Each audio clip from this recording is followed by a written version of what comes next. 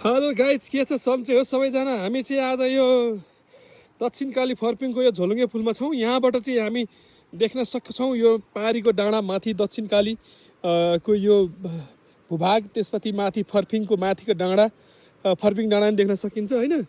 अनि यहाँ देख्न सकिन्छ, यहाँ तल यो सल्लाहका रुखहरू देख्न सकिन्छ। यहाँ एकदमै धेरै हाइटमा छ। यहाँबाट कति हाइट होला, 150 मिटर होला कि हाइट, तलबाट यहाँसम्म 50 मिटर हाइट होला कि।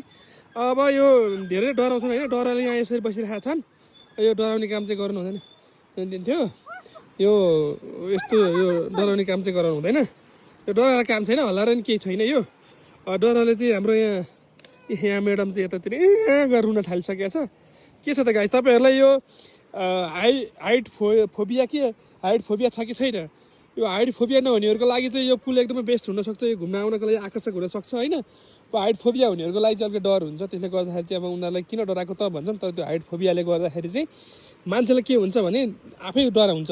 अब मलाई चाहिँ छैन, म चाहिँ किनभने योभन्दा धेरै हाइट 228 मिटर अग्लो कुस्माबाट बन्जी जम्प पनि गरेर आइसक्यो। मलाई चाहिँ यो खासै झोलुङ्गे पुलहरूमा पहिलादेखि नै त्यति डर लाग्दैन होइन।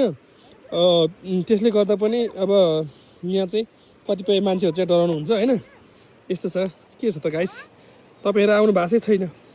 आउनु भएको छैन भने चाहिँ यो एकदम नजिकै छ है। यो दक्षिणकाली फर्पिङको बाटो बिचमा पर्छ। यो त तपाईँहरू नै आउनु भयो हुन्छ। यतातिर आउँदाखेरि एकदम रमाइलो हुन्छ, राम्रै हुन्छ होइन।